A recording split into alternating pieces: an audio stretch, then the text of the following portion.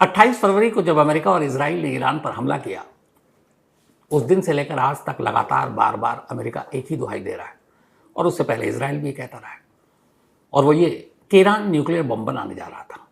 उसके पास इतना यूरेनियम था, उतना एनरिचमेंट कर चुका था कि उससे आराम से कई परमाणु हथियार बना सकता था। तो उसे रोकने के लिए यह हमला किया गया, और हमला ज़रूरी था। अब यहाँ एक सवाल है कि इस दुनिया में कुल 9 ऐसे देश हैं जिनके पास न्यूक्लियर वेपन है, यानी परमाणु हथियार है। 195 कंट्री हैं इस पूरी दुनिया में, 8 अरब की आबादी है, और सिर्फ 9 देश हैं जिनके पास न्यूक्लियर वेपन है या परमाणु पर संपन्न देश है। उनमें से एक है रूस, एक है अमेरिका, एक है फ्रांस, एक है ब्रिटेन, एक है पाकिस्तान, एक है भारत, एक है नॉर्थ कोरिया, और एक नाम है इजराइल।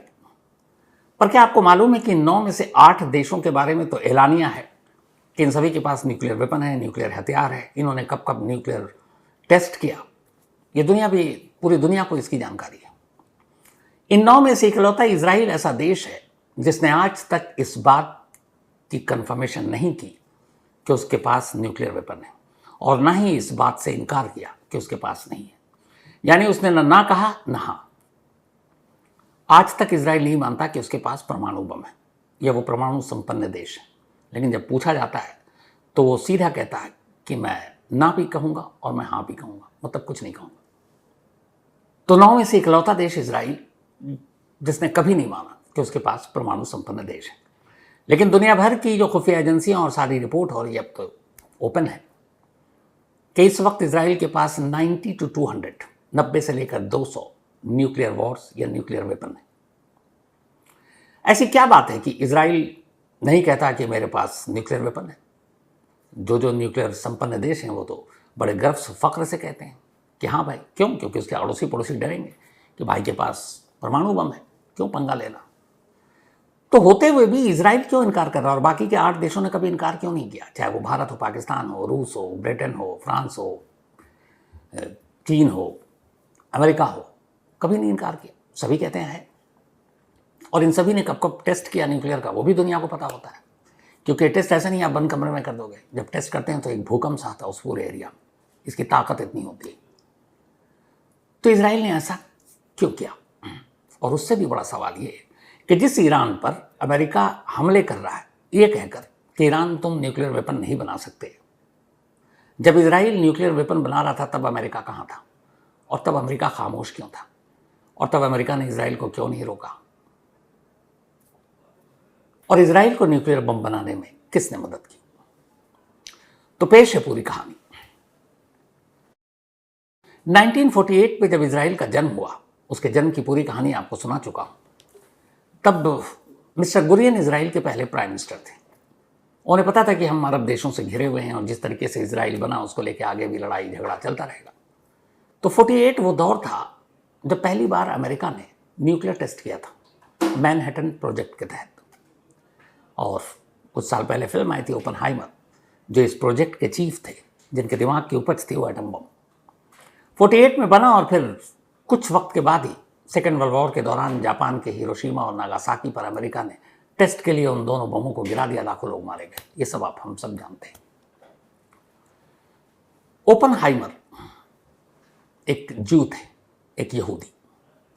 एक और साइंटिस्ट जिन्होंने इस फिजिक्स पर और इन सारी चीज़ों पर काफ़ी काम किया, आइंस्टीन या आइंस्टाइन कहें, वो भी जू थे, यहूदी। इन दोनों के साथ साथ एक और साइंटिस्ट है जिन्होंने हाइड्रोजन बम बनाया, एडविन टेलर, ये भी यहूदी थे। तो आइंस्टीन, ओपनहाइमर और टेलर, ये 3 बड़े नाम जो न्यूक्लियर वेपन बनाने में जिनका दिमाग काम कर सकता है, और तीनों यहूदी। इजराइल के पहले प्राइम मिनिस्टर को लगा कि हम अरब देशों से घिरे हैं, अगर हमें बचे रहना है तो अगर हमारे पास भी न्यूक्लियर बम आ जाए तो फिर अड़ोस पड़ोस के लोग डरेंगे, और ये तीनों यहूदी हैं तो मदद तो करेंगे। तो पहले आइंस्टीन से बात की गई। आइंस्टीन ने मना कर दिया कि हम इस दुनिया को ख़त्म करने वाले हथियार को बनाने या उसके बारे में राज देने में मेरी कोई दिलचस्पी नहीं। ओपनहाइमर ने जब बनाया मैनहट्टन से, उसके बाद उनका विवाद था अमेरिका से, और फिर उन्हें खुद लगा कि उन्होंने एक ऐसा सामान बना दिया है जो सिर्फ तबाही ही फैला सकती है। उन्होंने भी इजराइल की मदद करने से इनकार कर दिया। तीसरे बजे एडविन टेलर, जिन्होंने हाइड्रोजन बम बनाया। तो इजराइल ने उनसे बात की, उन्होंने थोड़ी बहुत जानकारी दी लेकिन बहुत मदद नहीं की।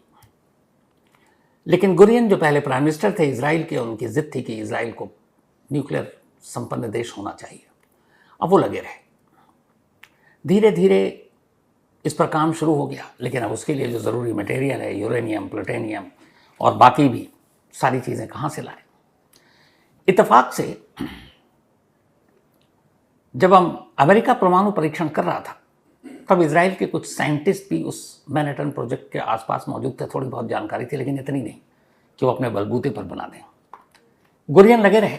1952 में पहली बार इजराइल में, यानी इजराइल के गठन के 4 साल के बाद, Israel atomic energy commission establish हुआ और इसके तहत अब ये था कि हम एनर्जी और देश के विकास के लिए काम करेंगे। लेकिन मकसद कुछ और था, और वो था परमाणु बम बनाना।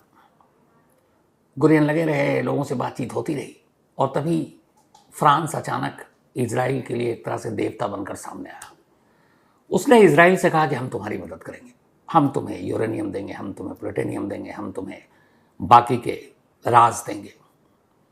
अब फ्रांस के साथ जैसे ही गुप्त समझौता हुआ, इजराइल काम पर लग गया। नेगेवा रेगिस्तान है इजराइल में, जो डिमोना शहर के बेहद करीब है। फ्रांस के कहने पर ही पहली बार इजराइल ने इसी नेगेवा रेगिस्तान में, चूंकि आउटस्कट पर है डिमोना शहर के, वहाँ अपना पहला न्यूक्लियर रिएक्टर प्लांट बनाने का काम शुरू किया। अब फ्रांस दे रहा था, इस दौरान में ब्रिटेन से भी बात हुई, ब्रिटेन से कुछ चोरी छुपे मिल जाए। इस दौरान में इजराइल की खुफिया एजेंसी और बाकी लोग लगे रहे कि दुनिया से बाकी चीज़ें चोरी करें या मांगें या चुराएं। सब लग गए परमाणु बम बनाने में, क्योंकि उनका ये मेन मिशन हो गया था। ये काम चलता रहा। 60 का दशक आ गया। 60 के दशक में अचानक अमेरिकी जासूसी विमान इजराइल के ऊपर से उड़ा और उसने देखा कि डिमोना में कुछ हलचल है। फिर कुछ तस्वीरें ली गई। उन तस्वीरों से पता चला कि ये तो कोई एटॉमिक रिएक्टर सेंटर टाइप की चीज़ है। उस वक्त प्रेसिडेंट थे John F Kennedy. John F Kennedy को ये बात बताई गई। जॉन एफ कैनेडी परेशान, क्योंकि इजराइल अगर बम बना ले, उस वक्त उनकी सोच ये थी कि अगर इजराइल बम बनाता है तो फिर पूरे अरब के देशों में, मिडिल ईस्ट के देशों में न्यूक्लियर बॉम्ब को लेकर होड़ मच जाएगी और हर देश अपनी सुरक्षा के लिए न्यूक्लियर वेपन तैयार करने में जुट जाएगा। सऊदी अरब से लेकर बाकी जितने देश, और ईरान इराक तो है ही है।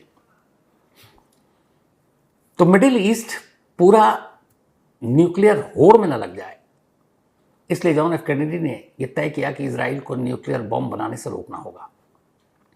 अब उन्होंने इजराइल से बात करनी शुरू की। इजराइल ने इनकार किया। उसने कहा कि नहीं, ये गलत है। जो डिमोना आप प्लांट की बात कर रहे हैं, वहाँ तो हमारे कपड़े के कारखाने हैं, खाद के कुछ रिसर्च सेंटर हैं और कुछ एग्रीकल्चर से रिलेटेड हमारा रिसर्च सेंटर है। कैनेडी को यकीन नहीं हुआ। सीआईए ने फिर अपनी जांच की। सीआईए ने कहा कि नहीं, इजराइल कुछ कर रहा है गड़बड़। तब तक ये भी खबर थी कि कुछ फ्रांस जैसे देश मदद कर रहे हैं। अब कैनेडी अड़ गए और उन्होंने सीधे इजराइल से कहा, क्योंकि इजराइल की वो मदद भी कर रहा था, अमेरिका शुरू से ही करता आया, कि ठीक है, तुम कह रहे हो कि तुम परमाणु बम नहीं बना रहे हो, लेकिन डिमोना न्यूक्लियर साइट के बारे में हमारी रिपोर्ट अलग है। तो एक काम करो, एटॉमिक के एक्सपर्ट्स जाएंगे डिमोना में और इंस्पेक्शन करेंगे, निरीक्षण करेंगे, जांच करेंगे, और फिर उनकी रिपोर्ट से पता चल जाएगा कि सच क्या और झूठ क्या है। इजराइल के पीएम और इजराइल की पूरी एजेंसियां सारी घबरा गई। उन्होंने कहा वो लोग आएंगे तो भेद खुल जाएगा। तो फिर ये हुआ कि ठीक है, इजराइल समझौते पे तैयार हुआ, पर उसने कहा कि नहीं, बाकी की किसी और देश की कोई एजेंसी नहीं आएगी, सिर्फ हम अमेरिका को इजाज़त देते हैं। आप कैनेडी साहब अपने एक्सपर्ट्स को भेज दीजिए, जांच कर लीजिए, तसल्ली कर लीजिए। कैनेडी ने कहा ठीक है। अब इसके बाद अमेरिका की एक एटॉमिक एक्सपर्ट्स टीम डिमोना पहुंचती है। इधर इजराइल होशियार, उसे पता था ये लोग आ रहे हैं। उसने पहले ही डिमोना न्यूक्लियर साइट से सारी चीज़ें वो हटा ली, जिससे ये पता चल सके कि यहाँ पे न्यूक्लियर बॉम्ब बनाने का काम चल रहा है। और वहाँ पे कुछ टेम्परेरी कंस्ट्रक्शन कर दिया, कुछ नकली गलियारे बना लिए, कुछ नकली पैनल बना लिए, उसके नीचे सारी चीज़ें ढक दी। और ये सब कुछ करने के बाद इंस्पेक्शन करने के लिए टीम आई। उसने देखा, पर टीम को डाउट था कि कुछ गड़बड़ है, यहाँ से कुछ हटाई गई है। सीआईए की रिपोर्ट अलग थी। उन्होंने जाकर रिपोर्ट दी। कैनेडी भड़क गए। उन्होंने इजराइल से सीधे सीधे धमकी दी कि तुम झूठ बोल रहे हो, तुमने गलत चीज़ें दिखाई हैं, सच्चाई कुछ और है। इजराइल कहता रहा नहीं, बिल्कुल नहीं। तब फिर कैनेडी ने कहा ठीक है, एक काम करते हैं, एक दूसरी हमारी जांच टीम जाएगी और वो जांच करके बताएगी कि सच्चाई क्या है डिमोना की। अब इजराइल को लगा कि दूसरी बार आएंगे तो जो जो इन्होंने सवाल उठाए, चाहे वो टेम्पररी कंस्ट्रक्शन की, चाहे वो गलियारे की फेक, चाहे वो जो उन्होंने पैनल बनाया उसकी, तो शायद भेद खुल जाएगा, क्योंकि उन जगहों तक तो वो ले भी नहीं गए और उसके बेसमेंट के अंदर और बाकी कहाँ कहाँ जो रास्ते थे वो सब भेद खुल जाएगा। तो अब इसराइल ने टालना शुरू किया, कैनेडी दबाव डाल रहे हैं, इसराइल टाल रहा है। और इसी बीच 22 नवंबर 1963, 22 नवंबर 1963 के, बल्कि 62 से ये सिलसिला चला रहा था कैनेडी का, और 63 में भी कि इजराइल एटॉमिक बम ना बना पाए, इंस्पेक्शन टीम हो रही है और दबाव डाला जा रहा है कि फिर से टीम जाएगी। अब इससे पहले कि ये दबाव काम करता और कैनेडी दोबारा टीम भेजते और CIA सच बाहर ले आता, 22 नवंबर 1963 को जॉन एफ कैनेडी एक रैली में शामिल होने के लिए निकलते हैं और अचानक उन पर गोलियां चलती हैं, कैनेडी का कत्ल हो जाता है। कैनेडी के कत्ल के इल्ज़ाम में कातिल को पकड़ा जाता है, 2 दिन बाद उसकी भी मौत हो जाती है, कोई उसको भी गोली मार देता है, फिर जिसने उसको गोली मारी बाद में उसकी भी रहस्यमय अंदाज में मौत हो जाती है। आज तक 1963 से लेकर अब तक कैनेडी की मौत एक राज है, एक रहस्य है कि जॉन एफ कैनेडी को क्यों और कैसे मारा गया। जो असली कातिल हैं वो तो सिर्फ चेहरा थे, उसके पीछे कौन था। और ये उस वक्त हुआ जब जॉन एफ कैनेडी इजराइल को परमाणु बम बनाने से रोकने की कोशिश कर रहे थे। कई रिपोर्ट्स में ये आई कि काम मोसाद का था, चूंकि इजराइल इस बात पर चिढ़ा हुआ था कि अगर हम न्यूक्लियर बना रहे हैं तो अमेरिका क्यों हमारे पीछे पड़ा हुआ और क्यों बार बार वो जांच करने की बात कर रहा है, क्यों इंस्पेक्शन करना चाहता है। खुद तो वो न्यूक्लियर बम रखे हुआ हमारे को अगर है, हम अरब देशों से घिरे हुए हैं, तो प्रॉब्लम क्या है। तो कहते हैं एक रिपोर्ट ये है कि इसी वजह से मोसाद के जरिए कैनेडी को निपटा दिया गया। हालांकि इसका कोई सबूत आज तक दुनिया की किसी भी एजेंसी ने नहीं दिया कि कैनेडी की मौत के पीछे मोसाद का हाथ है, लेकिन कहानियां कहती हैं कि इसी बॉम्ब को बनाने से रोकने के लिए शायद कैनेडी की जान ली गई। अब कैनेडी की मौत हो गई, उसके बाद अमेरिका के नए प्रेसिडेंट बने रिचर्ड निक्सन आए। उनके पहले के प्रेसिडेंट लगातार इजराइल के बारे में उन्हें पता ही था, तो अब निक्सन ने भी इजराइल से बातचीत की। तब तक इजराइल में भी प्राइम मिनिस्टर चेंज हो चुके थे और गोल्डा मीर वहाँ के PM थे। अब ये था कि क्या किया जाए, लेकिन अजीब बात हो गई एक, जैसे ही कैनेडी की मौत हुई उनकी जगह पर निक्सन अमेरिका के प्रेसिडेंट बने, इजराइल पर यह दबाव ही डालना बंद कर दिया गया कि तुम न्यूक्लियर बम बना रहे हो और तुम अपने प्लांट का इंस्पेक्शन कराओ। बल्कि कहते ये है कि 1959 में एक समझौता हुआ, एक गुप्त समझौता, रिचर्ड निक्सन और गोल्डा मीर इजराइल के PM के बीच। और समझौता ये था कि इजराइल कभी भी अपने न्यूक्लियर वेपन या परमाणु हथियारों का परीक्षण नहीं करेगा, और अगर कर लिया तो दुनिया को नहीं बताएगा। कमाल का ये देखिए समझौता कि एक तो ये कि तुम परमाणु हथियारों का परीक्षण नहीं करोगे, न्यूक्लियर टेस्ट नहीं करोगे, और कर लिया तो कभी उसको पब्लिकली नहीं डिक्लेयर करोगे कि तुमने न्यूक्लियर टेस्ट कर लिया है। जो शुरुआत में कहानी थी कि इजराइल इकलौता देश है 9 में से जो आज तक नहीं मानता है कि उसके पास न्यूक्लियर वेपन है,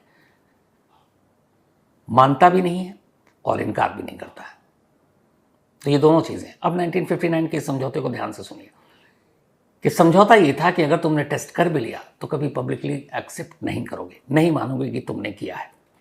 और बदले में अमेरिका ने यह समझौता किया कि अब हम तुम्हारे डिमोना न्यूक्लियर साइट की इंस्पेक्शन की जिद छोड़ देंगे, और साथ ही NPT यानी परमाणु अप्रसार संधि जो होती है, हम उसके लिए भी दबाव नहीं डालेंगे कि तुम समझौता करो।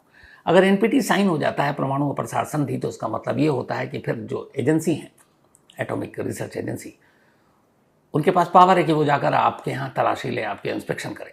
लेकिन आपने समझौता किया ही नहीं, आपने ऐलान किया ही नहीं कि आप न्यूक्लियर संपन्न देश हैं, तो फिर आपके यहाँ जाने का कोई मतलब नहीं है। तो 2 फायदे हुए इस समझौते से इजराइल को। पहला कि टेस्ट कर लो, बताओ मत। दूसरा कि तुम को हम इस NPT पे साइन भी जो है करने के लिए नहीं कहेंगे और ना तुम्हारे इंस्पेक्शन करेंगे, तो फिर डिमोना साइट की सच्चाई दुनिया के सामने आएगी नहीं।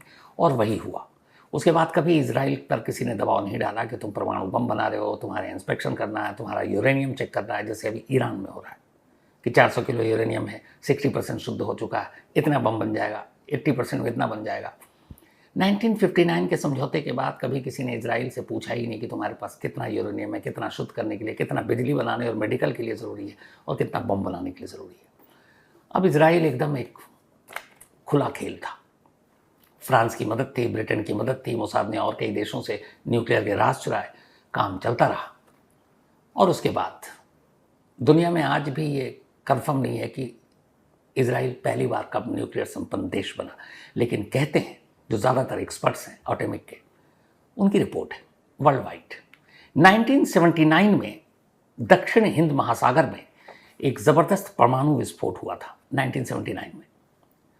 कहते हैं कि ये परमाणु विस्फोट जो दक्षिण हिंद महासागर में हुआ, तमाम देशों को के लिए चौंकाने वाला था। क्या हुआ? असल में ये परमाणु विस्फोट इजराइल का पहला परमाणु परीक्षण था जो उसने 1979 में किया। यानी इजराइल 1979 में एक न्यूक्लियर संपन्न देश बन चुका था। लेकिन उस 1959 के निक्सन के साथ हुए समझौते के तहत आज भी 2026 में इजराइल ये पब्लिकली कभी नहीं कहता कि हमारे पास न्यूक्लियर वेपन है, और कभी इनकार भी नहीं करता कि हमारे पास नहीं है। तो 1979 यानी 21 और 26 47 साल हो गए इजराइल को परमाणु संपन्न देश बने हुए। तो यही वजह है कि कभी इजराइल एक्सेप्ट नहीं करता। खैर, कहानी का एक पहलू ये था। पर 1979 में क्या इजराइल के पास इतने परमाणु बम हैं? बहुत सारे लोग कह सकते हैं ये सब झूठा है। हालांकि इजराइल खुद खंडन नहीं करता। कमाल की बात तो यही है। लेकिन इजराइल का ये परमाणु प्रोग्राम शायद हमेशा के लिए एक राज रहता। 1986 में पहली बार दुनिया को यकीन हो गया कि इजराइल के पास परमाणु बम है, और उसकी वजह यह थी कि जो डिमोना न्यूक्लियर साइट है, उस साइट पर काम करने वाला एक टेक्नीशियन मोर्दचेई वुनुनु, इसकी पूरी कहानी मैंने शायद पहले आपको सुना रखी है, इसलिए मैं उसके डिटेल में नहीं जाऊंगा। मोर्दचेई वुनुनु असल में एक टेक्नीशियन था। इजराइल की उसी न्यूक्लियर साइट पर उसने कई साल काम किया जहां पे परमाणु बम बनाया जा रहा था, और फिर काम करने के बाद 1985 में इसने नौकरी छोड़ दी। पर नौकरी छोड़ने से पहले ये उसी न्यूक्लियर साइट की करीब 57 तस्वीरें अपने साथ चोरी छुपे खींच कर ले गया, डिमोना न्यूक्लियर साइट की। अब वनुनु ये तस्वीर लेकर निकल गया। कुछ दिन के बाद वो ऑस्ट्रेलिया पहुंचा, सिडनी में रहा, वहाँ नौकरी की। फिर एक दोस्त से उसने शेयर किया कि वो ऐसे ऐसे इजराइल के न्यूक्लियर प्लांट में काम करता था, उसके पास कुछ तस्वीरें हैं और उसे पैसे की ज़रूरत थी। उसके दोस्त ने कहा तुम्हारे पास तो एकदम मतलब विस्फोटक न्यूज़ है, तुम किसी भी मीडिया हाउस को दोगे, बहुत पैसे देंगे तुम्हें। तो फिर संडे टाइम्स लंदन, उसके साथ बात बनी। वनु ने वो सारी 57 तस्वीरें दी। एटॉमिक और परमाणु के एक्सपर्ट्स ने पहले उन तस्वीरों को देखा और फिर कहा कि हाँ, ये डिमोना न्यूक्लियर साइट की तस्वीर, और इस तस्वीर से ये साबित किया जा सकता है कि इजराइल परमाणु बम बना चुका है। उसके बाद वो रिपोर्ट छपी, पूरी दुनिया में हंगामा हुआ, और पहली बार दुनिया के देशों को यकीन हुआ कि इजराइल परमाणु संपन्न देश है और बना चुका है। हालांकि इस खुलासे के बाद वनुनु का नाम सामने आ गया।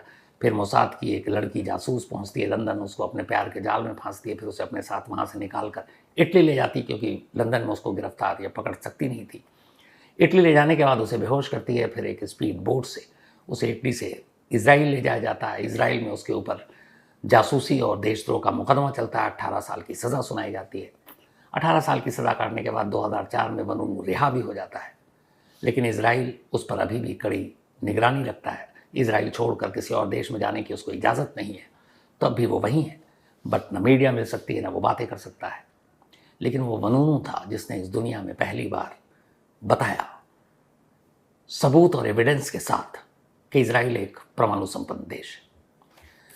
तो इसी डिमोना न्यूक्लियर साइट पर अभी 28 फरवरी से जो जंग शुरू हुई, ईरान ने कुछ मिसाइल दागी, और कहते हैं कि इस डिमोना न्यूक्लियर साइट को बहुत नुकसान पहुंचा है।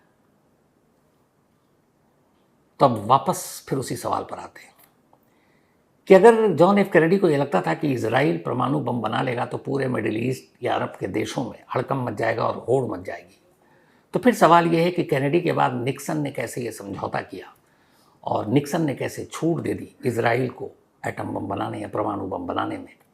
अब मिडिल ईस्ट का इकलौता देश इजराइल है जिसके पास परमाणु बम है। तो इसी वजह से ईरान भी कोशिश करता है कि हम बनाएं, और अब बाकी के भी जो अरब देश हैं, इसीलिए वो लगातार कुछ ना कुछ कहते रहते हैं। तो इजराइल के लिए अलग नियम अमेरिका का, ईरान और बाकी देशों के लिए अलग नियम। ये डबल स्टैंडर्ड नहीं तो क्या है। तो ये थी आज की बात।